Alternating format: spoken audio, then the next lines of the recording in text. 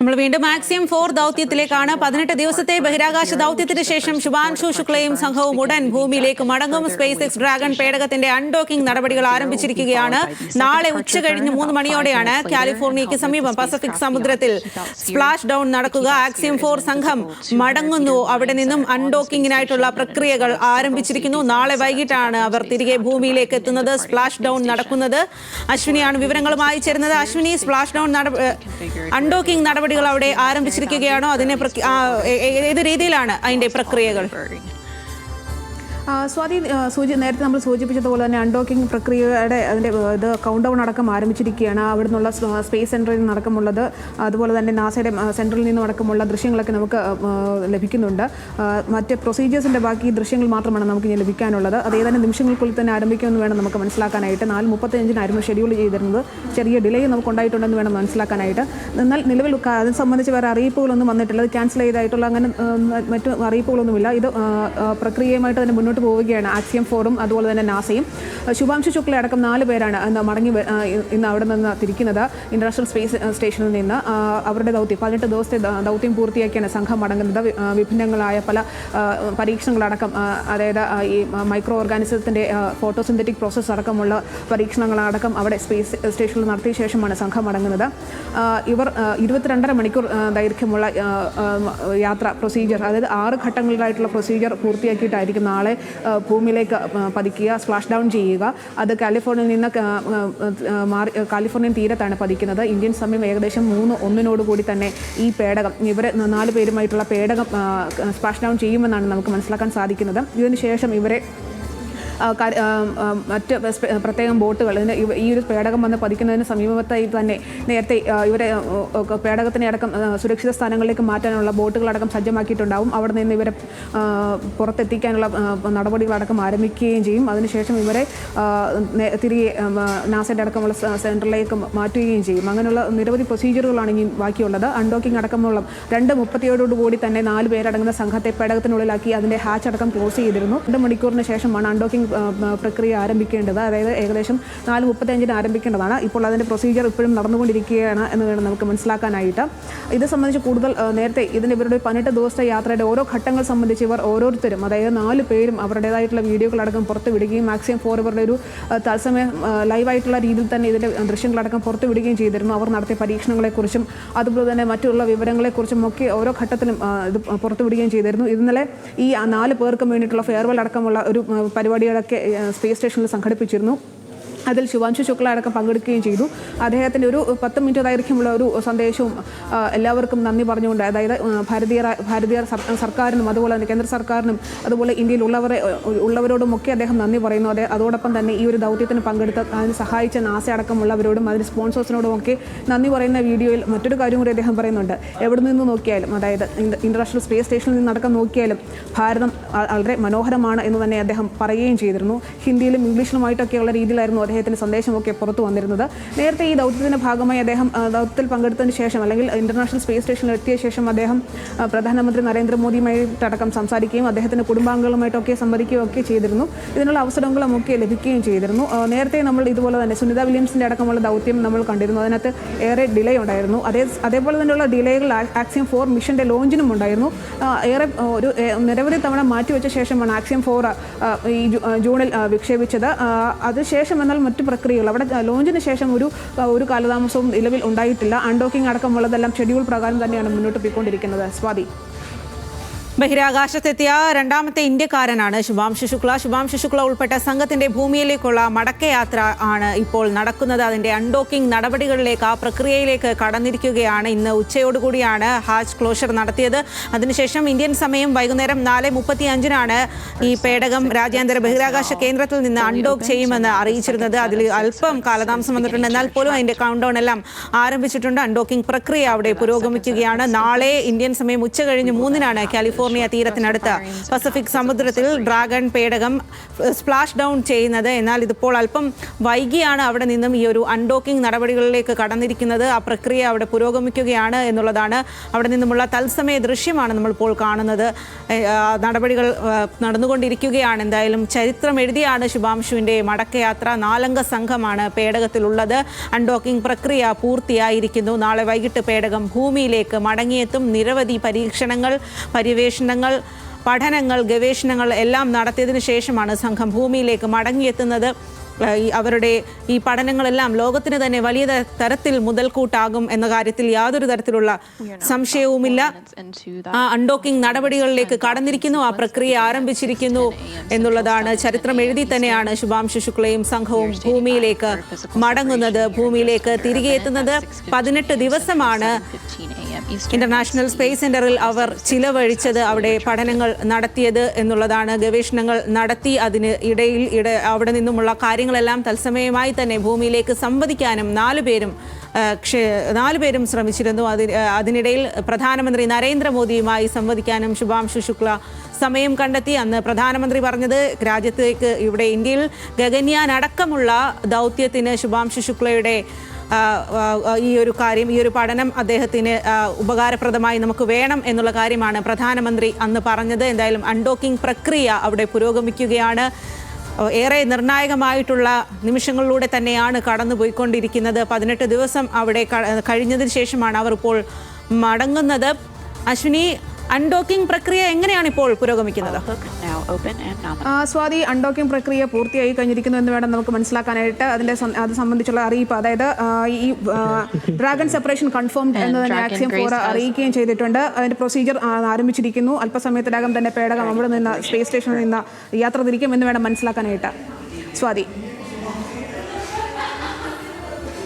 ബഹിരാകാശത്തെത്തിയ axiom 4 സംഘം ഇപ്പോൾ മടങ്ങുകയാണ്. Undocking പ്രക്രിയ വിജയകരം എന്നുള്ള കാര്യമാണ് ഇപ്പോൾ ആ വിവരമാണ് പുറത്തേക്ക് വരുന്നത്. ഏറെ നിർണായകമായ നിമിഷങ്ങളിലൂടെ തന്നെയാണ് കടന്നു പോകുന്നത്. ഇന്നിപ്പോൾ 4:50 ഈ ഒരു സമയത്താണ് അൺഡോക്കിംഗ് പ്രക്രിയ വിജയകരമായി തന്നെ നടക്കുന്നു. എല്ലാം സമയബന്ധിതമായി തന്നെ പൂർത്തിയാകുന്നു എന്നുള്ളതാണ്. 1ാം ജ്വലനം വിജയകരം എന്നുള്ള വിവരമാണ് ഇപ്പോൾ അവിടെ നിന്നും പുറത്തേക്ക് വരുന്നത്.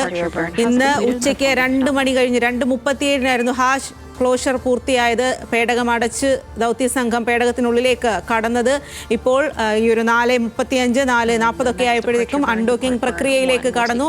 ഡ്രാഗൺ പേടകം വേർപെട്ടു. ഇനി 22.5 മണിക്കൂർ നീളുന്ന സഞ്ചാരമാണ്. ഭൂമിയെ വലം വെച്ച് ഓർബിറ്റ് ചെയ്താണ് തിരികെ ഭൂമിയിലേക്ക് എത്തുന്നത്. നാളെ ഉച്ചയ്ക്ക് ശേഷം 3 മണിയോടുകൂടിയാണ് സ്പ്ലാഷ് ഡൗൺ. അവർ ഭൂമിയിലേക്ക് എത്തുക. കാലിഫോർണിയ തീരത്തിനടുത്ത് പസഫിക് സമുദ്രത്തിലാണ് ഡ്രാഗൺ പേടകം വന്ന് പതിക്കുക. അവിടെ നിന്നാണ് പിന്നീട് അവരെ യാത്രികരെ എല്ലാം സുരക്ഷിതരായി തന്നെ തീരത്തേക്ക് എത്തിക്കുക. അതിനുശേഷം അവർ കുറച്ച് ദിവസത്തേക്ക് ഈ ഒരു ഭൂമിയുടെ ഗ്രാവിറ്റിയുമായി ഒക്കെ താദാത്മ്യം പ്രാപിക്കുവാനായിട്ട് അവരെ സുരക്ഷിതമായ മേഖലയിലേക്ക് മാറ്റി പാർപ്പിക്കുമെന്നതടക്കമുള്ള കാര്യങ്ങൾ നമുക്ക് മുൻപുള്ള ദൗത്യ സംഘങ്ങളൊക്കെ തിരികെ വന്നപ്പോൾ അത്തരത്തിലായിരുന്നു നടപടികൾ. അതേപോലെ തന്നെയായിരിക്കും ഇവരുടെ കാര്യത്തിലും നടപടികൾ പുരോഗമിക്കുക. 18 ദിവസം നീണ്ടുനിന്ന നിർണായകമായിട്ടുള്ള കാര്യങ്ങൾ, ഒരുപാട് ഗവേഷണങ്ങൾ, പഠനങ്ങൾ എല്ലാം നടത്തിയതിനു ശേഷമാണ് ഇപ്പോൾ ഈ ദൗത്യസംഘം തിരികെ ഭൂമിയിലേക്ക് മടങ്ങുന്നത്. അതുകൊണ്ട് തന്നെ ചരിത്രപരമായിട്ടുള്ള ഒരു ദൗത്യം തന്നെയാണ്. ഇന്ത്യയെ സംബന്ധിച്ച് ഏറെ അഭിമാനകരമായിട്ടുള്ള ഒരു ദൗത്യമാണ് ഈ ആക്സിയം 4 ദൗത്യം. കാരണം ശുഭാംശു ശുക്ല, ഇന്ത്യക്കാരനായ ശുഭാംശു ശുക്ലയാണ് ഈ ഒരു ദൗത്യത്തിന് നേതൃത്വം വഹിക്കുന്നത്. അദ്ദേഹമാണ് പൈലറ്റായിട്ട് അവിടെ പൈലറ്റിംഗ് നടത്തിയത് എന്നുള്ളതാണ്. അതുകൊണ്ട് തന്നെ ഇന്ത്യയെ സംബന്ധിച്ചും ഏറെ അഭിമാനകരമായിട്ടുള്ള കാര്യമാണ് ഈ ആക്സിയം 4 തിരികെ എത്തുമ്പോൾ ഉണ്ടാകുന്നത്. എന്തെല്ലാം കാര്യങ്ങളാണ് അവർ അവിടെ പഠിച്ചത്, ഗവേഷണം നടത്തിയത്, അതെല്ലാം ലോകത്തിന് വലിയ തരത്തിൽ മുതൽക്കൂട്ടാകും എന്ന കാര്യത്തിൽ യാതൊരു വിധത്തിലുള്ള സംശയവുമില്ല.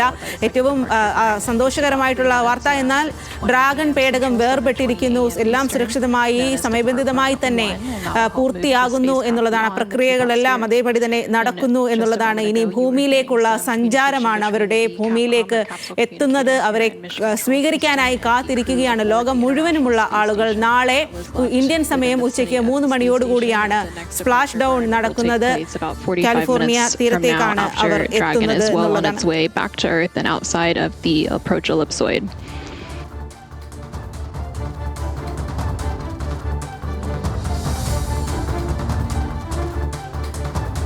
Dragon is now about 195 meters away from the International Space Station and should be crossing the Keep Out sphere momentarily.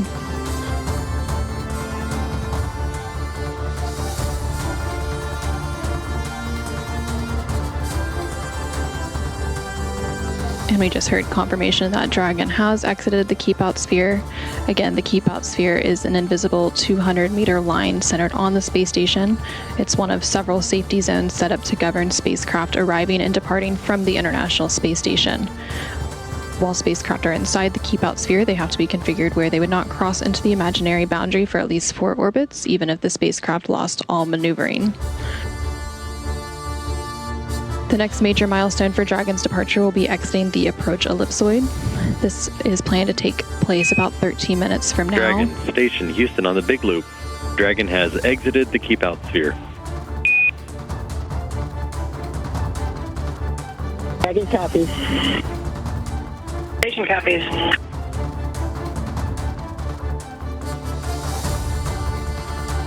Station looks beautiful.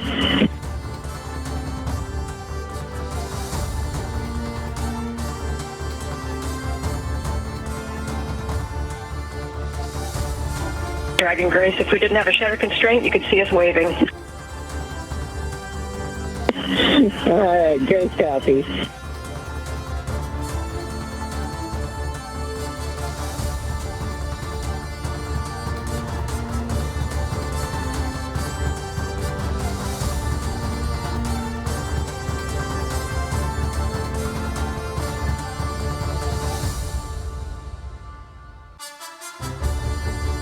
So now that Dragon has exited the Keep Out sphere, the next major milestone for Dragon is crossing the approach ellipsoid.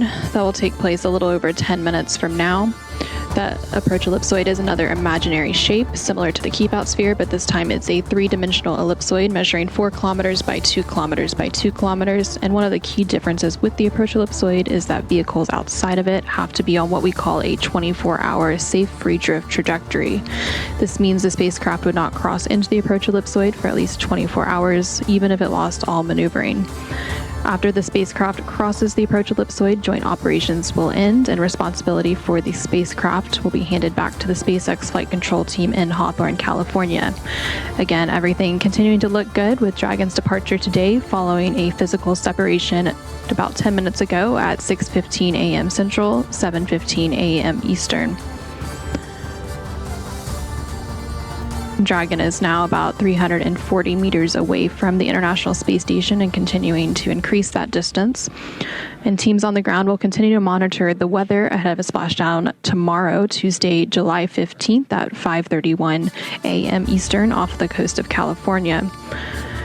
After Dragon exits the approach ellipsoid, there will be a couple of more departure burns and phasing burns to set the spacecraft up for the correct phasing and location for splashdown.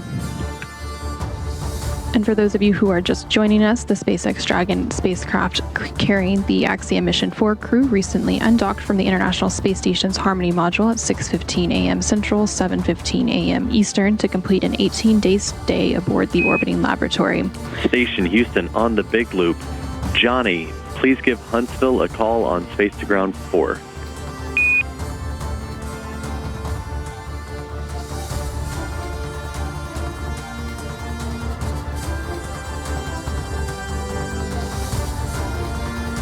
Dragon lifted off atop a Falcon 9 rocket on Wednesday, June 25th from Launch Complex 39A at NASA's Kennedy Space Center in Florida and docked to the space-facing port of the International Space Station's Harmony module after a 28-hour journey on Thursday, June 26th. During their stay aboard the International Space Station, the Axiom Mission 4 crew conducted more than 60 experiments, and they will now be returning to Earth with more than 580 pounds of science and hardware. This was the 4th private astronaut mission to the International Space Station enabled by NASA. And while Dragon and the Axiom Mission 4 crew continue their departure from station, and as we stand by for the approach ellipsoid exit in just under 10 minutes from now, let's go ahead and check back in with Jesse and John in Hawthorne. Thanks, Anna. And we've got some great live views here. Previously, we didn't have any live views because we had a loss of signal, which is normal as we are passing by several ground stations. We're now passing over a ground station where we do have acquisition of signal and getting these great live views. Also in your bottom right-hand corner, you can follow along with this new graphic and see the thrusters firing on Dragon on the forward bulkhead, as well as the telemetry in the bottom left-hand corner. Now, as we mentioned earlier, Dragon is fully autonomous, which means it's capable of flying itself. Dragon was designed from the beginning for flying humans to space, even though its first mission carried only cargo. Now, before we could fly humans, our teams implemented a number of design upgrades to make sure that both Dragon and Falcon 9 are suitable for flying people, and then put both vehicles through thousands of tests to prove their safety. Now, prior to the Axiom Mission 4, SpaceX successfully completed 52 flights of Dragon to and from orbit since 2010, including 47 trips to the International Space Station. AX-4 is SpaceX's 18th human spaceflight mission, and before Axiom Mission 4, SpaceX had flown 66 crew members, meaning that this mission brings that count to 70. That's incredible.